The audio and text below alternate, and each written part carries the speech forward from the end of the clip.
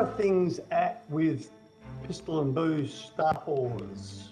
Amber Heard's legal troubles are far from over. Law enforcement in Australia is investigating Heard for allegations that she committed perjury during a court proceeding over her two dogs back in 2016.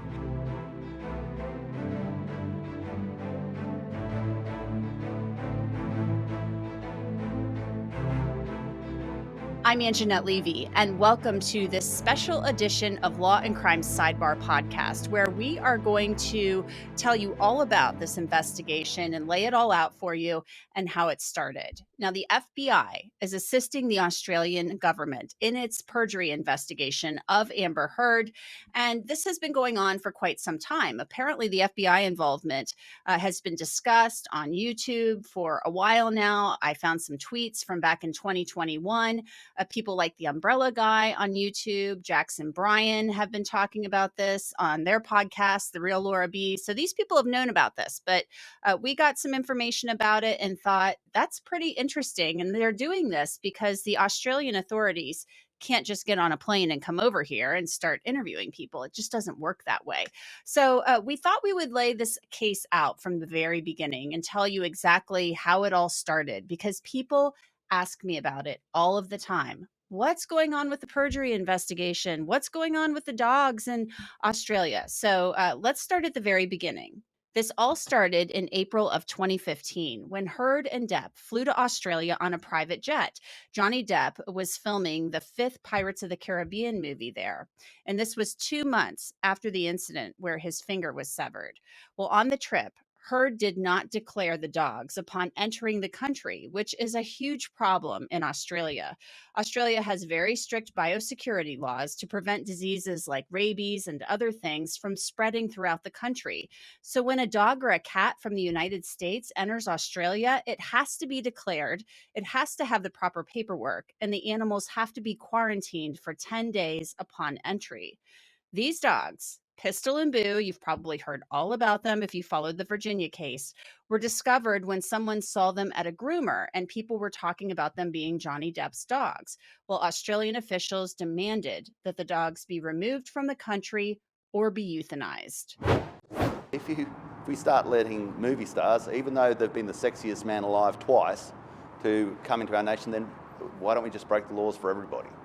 So it's time that Pistol and Boo buggered off back to the United States. Johnny Depp flew Pistol and Boo back to the United States on a private jet to keep them from being euthanized. And this was something that even came up when he was on the Jimmy Kimmel Show later that year. Did you smuggle the dogs into the country? No, the dogs we were under the impression that we had all the paperwork done for the dogs. We were there with the dogs in front of everybody. There might have been other things smuggled.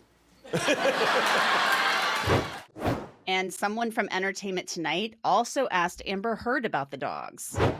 And how are the dogs? Are they good? Yes, they're good, despite attempts by certain rogue, thug Australian government officials. They are all right.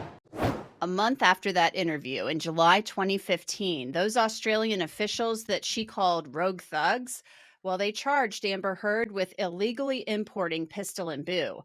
The following April in 2016, she pleaded guilty to a lesser charge of falsifying travel documents, and she blamed the incident on sleep deprivation, jet lag, and her former assistant, Kate James. She and Depp also recorded and released an apology video. Australia is a wonderful island with a treasure trove of unique plants, animals, and people. It has to be protected. Australia is free of many pests and diseases that are commonplace around the world. That is why Australia has to have such strong biosecurity laws. And Australians are just as unique, both warm and direct. When you disrespect Australian law, they will tell you firmly. I am truly sorry that Pistol and Boo were not declared. Protecting Australia is important. Declare everything when you enter Australia. Now, the entire tale of Pistol and Boo going down under seemed to be put to rest. That is until the UK trial in 2020. Now, that was the trial for Johnny Depp's libel lawsuit against the Sun newspaper, where they called him a wife beater. And his former estate manager, Kevin Murphy, submitted a witness statement in that trial. He said that Heard had actually asked him to contact her former assistant, Kate James, and asked James to lie under oath for her. Murphy didn't do that, and instead submitted a statement claiming he thought that Kate James had taken care of that paperwork for the dogs before Heard had fired her. Now, James testified in the Virginia trial. You'll probably recall this if you followed it. And she did not care for Amber Heard one bit. You could tell in her demeanor. And she said that Heard actually fired her right after she married Johnny Depp. And in the UK trial, Kate James submitted a witness statement in which she said she was outraged when she found that Amber Heard had blamed her in court for those dogs entering the country without the proper paperwork. So that's when Australia's investigation into whether or not Amber Heard committed perjury started, and it's been underway for some time. And of course, there's been a pandemic and all of these things. But last October, there was a senator for the Commonwealth of Australia, and he seemed incensed during a hearing, and he questioned officials about why the case wasn't moving forward. Why is it taking so long? That's all I want to know. In fact, do I need to have a Senate inquiry on it? Senator, there's nothing to hide. It is an active investigation. Senator, I know it's a damn active investigation. On this How one, can it take 12 months? How can it take 12 months? We know the evidence that was there. In they came, the celebrities thought that they're above Australia's biosecurity laws. And we know Barnaby Joyce, or Minister Joyce, had his little meltdown, and good on him. Okay, whatever. No, this is cut and dried. What's taking so long?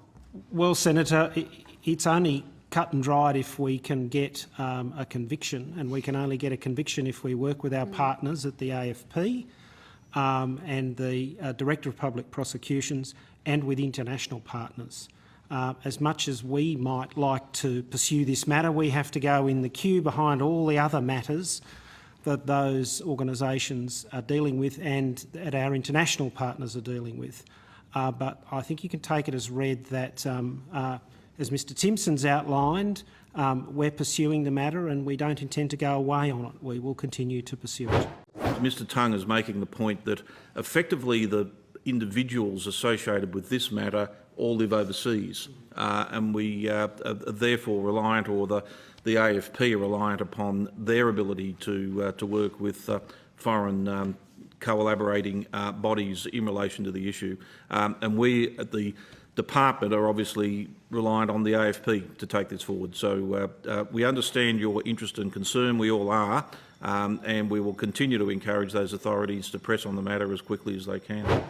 And that's where the FBI comes in. The Department of Agriculture, Water and the Environment is being assisted by the Australian Federal Police and prosecutors in this investigation. So the AFP asked the FBI to assist since the witnesses involved in this all live in the United States. Some actually live in the UK as well, but the FBI can't really do anything about that. So that's really where things stand with this investigation. The Australian government, as recently as this past Sunday, told me that this investigation is still ongoing. They won't offer any further comment, only that the case is still being investigated. And so they won't even comment on whether or not the FBI is involved, but we know that they are. So there's no timeline on when this investigation could be complete. So we will keep you posted on it and we will continue to check in on it. We also have more written about this on lawandcrime.com, and we really lay out why Australia has such strict rules about importing animals and things like that. So thank you for joining us for this special edition of Law and Crime Sidebar podcast. You can listen to us and watch us on Apple, Google, Spotify, YouTube, and wherever else you get your podcasts. I'm Angenette Levy, and we'll see you next time.